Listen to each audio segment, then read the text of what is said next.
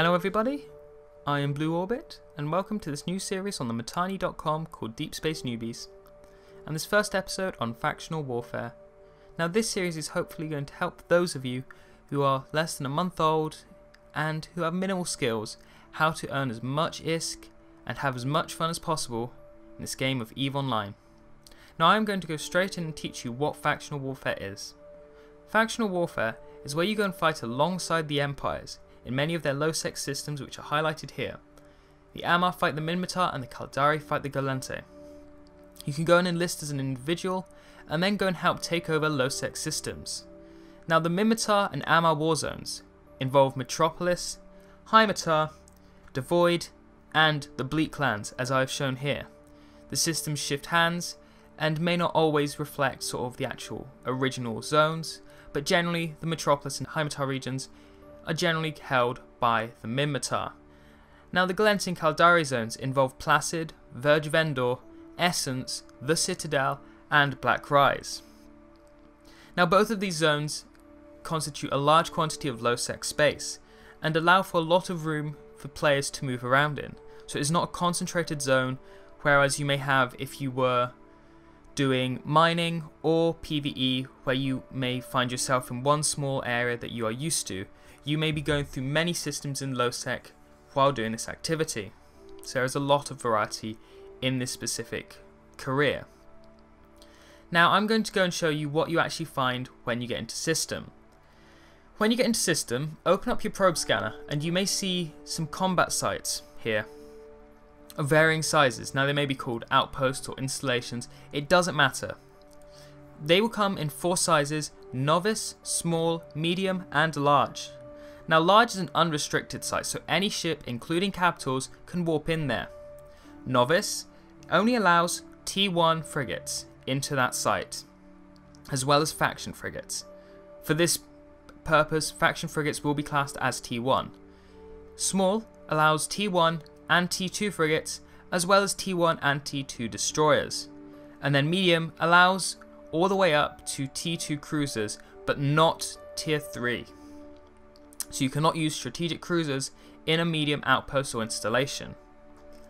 Now, it is worth noting that it is probably quite practical as a new player to go and use novice outposts or installations as much as possible, because at least if you are caught by someone in that site, they will be of the same class of ship as you, so you are less likely to die so quickly, or at least if you have to fight them, you have a greater chance of winning said fight.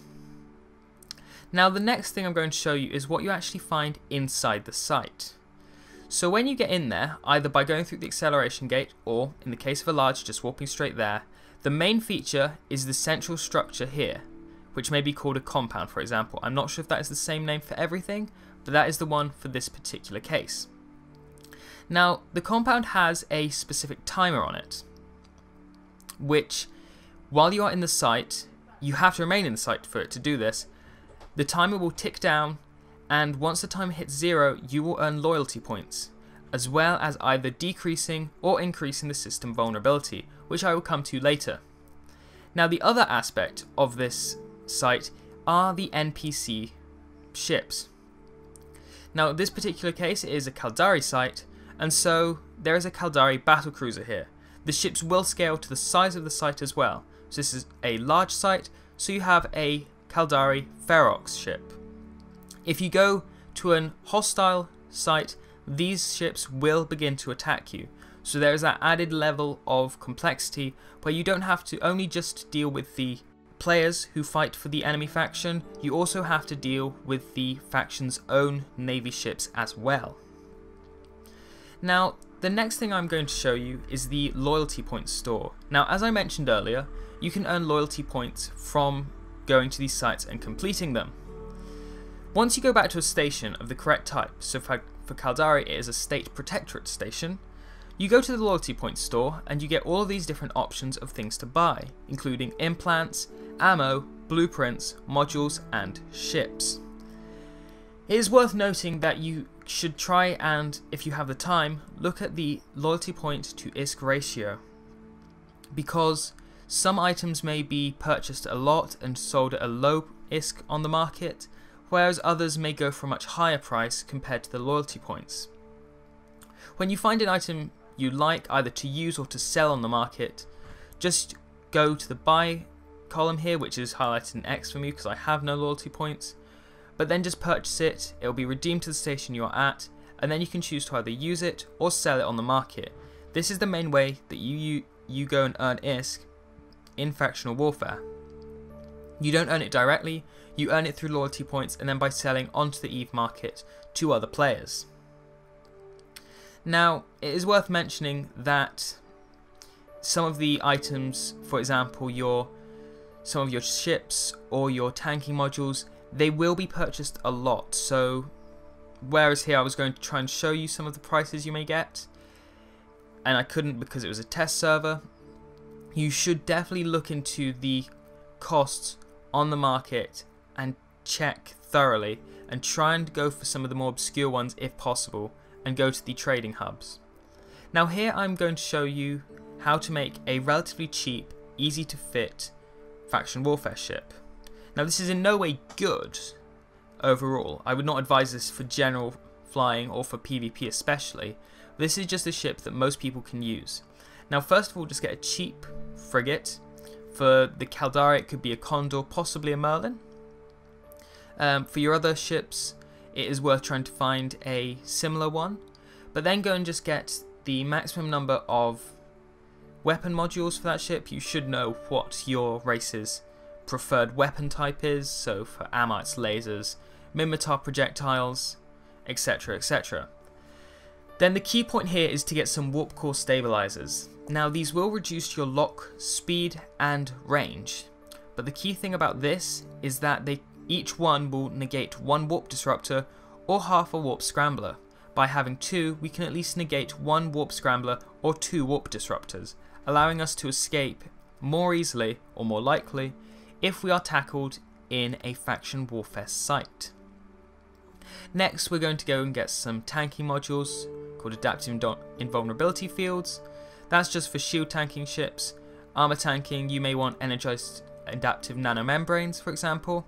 And then we've just got a small shield extender here. Just try and beef it up a bit so at least you have a greater chance to try and get away.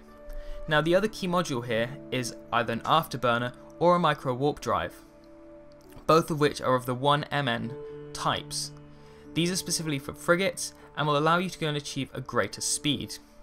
Now preferably I would go for a micro warp drive if possible, which is why I changed here, but either one will do on a frigate. Both will give a significant speed boost. An afterburner will not go as fast, but it will mean your ship can't be locked as fast as with a micro warp drive. And you can still get a speed boost if you do happen to get a warp scrambler on you. So it is worth considering both of the options, but that is just personal preference. Now the next thing I'm going to do here is quickly undock and then go and explain some more ships to use, as well as the future of your factional warfare career. Now you can see here I'm just using a cheap T1 frigate, which is useful especially if you go to novice sites. However, it may not be advisable for the future factional warfare career. So what you may be wanting to look at is an assault frigate or interceptor if possible. Then you cannot go into novice sites, but you can still go into all the others.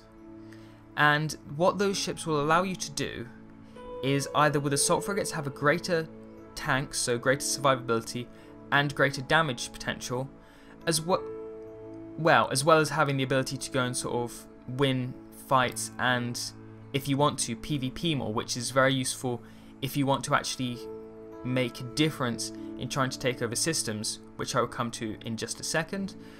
But you may also want interceptors if you want to get in and out of systems fast and you prefer to be a little bit more nimble, or if you want to actually be a tackler for fleet as well. So if you are wanting to go in and trap a ship in a site before killing it, specifically if you're targeting enemy faction warfare players, then that may also be a viable option. Beyond that, if you don't want to do the skills for that, a T1 destroyer may work, although you have to consider it may not have the damage of assault frigates or interceptors and may not have the survivability, as well as it's still being restricted to small outposts and above. Now, one of the next things I'm hopefully going to talk about to you is that faction warfare on its own may not be most effective. You'll want to look at getting into a faction warfare corp as soon as possible. Find your feet on your own or learn from others around you. It is very effective to try and go and join a corp, as the people there will definitely have a lot more experience than myself here, and they will also be able to give you advice on how to operate in low sec and also the latest goings on. So, as well as that, the corps may be able to actually make a very big difference to your factional warfare life. Now, the way faction warfare works is that currently I am just defensively plexing here, which is where I go to a friendly site. I'm Caldari Faction Warfare, this is a Caldari site, and I just run it for the amount of time, and then I will wait until it's all done, and then the system vulnerability, which you can see on the bar on the left there under Factional Warfare Caldari State, that will go further to the left and the system will be less vulnerable. Now, if you offensively plex, so for my example I would go to the hostile faction of Galente and go to one of their outposts, then that will make the system more vulnerable. If you make a system 100% vulnerable, it is possible to go and attack the actual infrastructure hub of that system and then switch that system to your own side. So you can make a Galente system owned by the Caldari. Now, this not only just increases your faction's influence across low sec, it also allows you to have loyalty point gains, which means you can earn more ISK. Now, the more systems you have, the more of a bonus you can get, and so you can actually earn possibly 150% of your normal loyalty point amount. So it is in your best interest to try and improve that so you can earn more ISK, get better ships, go out, do more LP farming and such. Now, that may not be to your best liking, you may just want to run on your own. It is your choice, and you can join any corp. I'm not going to be recommending any corps here specifically, I'm going to keep this completely unbiased, as well as the fact that I don't have experience with specific faction warfare corps. Now, one of the other things is that faction warfare, primarily if not exclusively, exists within low sec. Now, low sec is quite different if you've only existed within the high sec regions. It allows you to quite easily shoot and kill other players with minimal impact. In high sec, Concord can kill you. In low sec, unless you're on a station or a gate, no one will come and help you, and even on stations and gates, only a couple of gate guns are there to go and help you. So it is not very hard for a player to try and wreck your ship. So it is worth noting that when you're in sights, or generally when you're in low sec, you use your directional scanner, which if you don't know how to use it, I advise you look it up elsewhere and get used to the feel of it, even if it's just in high sec.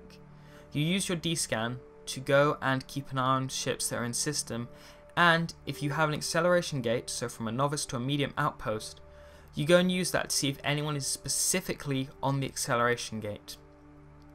This will give you a heads up of possibly, let's say, 5 seconds, 10 seconds before someone warps in to your site, allowing you to make the decision of whether you want to take them on or whether you want to flee. And that is very, very, very crucial, as it gives you the edge above them. They can't do anything to try and get into your site without hitting that acceleration gate, and so you have an added layer of protection, which is another reason why it is worth staying in novice outposts. That being said, you also want to be concerned about the placement of the beacon in your site. Now, concerned may be the wrong word specifically, but you want to be able to know where it is. The beacon is where you warp to from the acceleration gate, and if you know where it is, you can be aware where someone will land if they get into your sight. Now, if you don't want to be fighting someone, being 200 meters away from the beacon is not going to be very useful, as they will instantly be able to tackle you and kill you. If you are 30 kilometers away from the beacon, it may be more likely that you can actually escape before they can tackle you, even if you are still on grid, which is within the sight, when they join you. So be aware of those two things, and you can likely be a lot more safe while running your faction warfare sites. Now, one of the other aspects here is that I've consistently gone on about novice outposts being the best for you. However, quite clearly that may not always be practical because you've moved up to larger ships, or there may be no novice outposts in that system. Now, I would just like to make you aware that the larger the outpost, the more LP you can get. So if you do have an empty system and you do feel confident that you can get it done in time, feel free to go to the larger outposts so you can earn more LP from those, and thus again earn more ISK. Now, I don't want to make this feel as if all you have to do is just fly around in circles as I am doing here, just to go and earn a little bit of loyalty points to earn a little bit of ISK. As I said at the beginning of this is about earning enough ISK as well as having fun. Now, the fun aspect of this does come from the PvP. So as I've said before, you should be possibly looking towards helping your faction by trying to take over other systems, and that's where the PvP may come in, as you could be fighting other Empire faction militia in fleets. So I'm not talking about maybe one-on-ones. You may still get that. I don't doubt that, and that could happen in high-sec as well. That is a point to be aware of, is that high-sec is no longer safe from hostile faction militia. But if you get into a corp and you start to fight and try and take over systems, you could be looking at significant numbers in fleets taking over systems. I'm not necessarily sure on the number that generally go into fights in faction warfare, but I could probably make a reasonable estimate of at least a few hundred in system when taking over, if not at least 50 either side. I'd say is a reasonable number to estimate, which is significantly more than maybe one or two people fighting each other on the odd occasion. So whether it's small gang PvP you want, or some form of like just general defensive plexing, or you want to actually try and make your faction look better, look towards faction warfare as an option. Thank you, and I will see you next time for the next episode of Deep Space Newbies.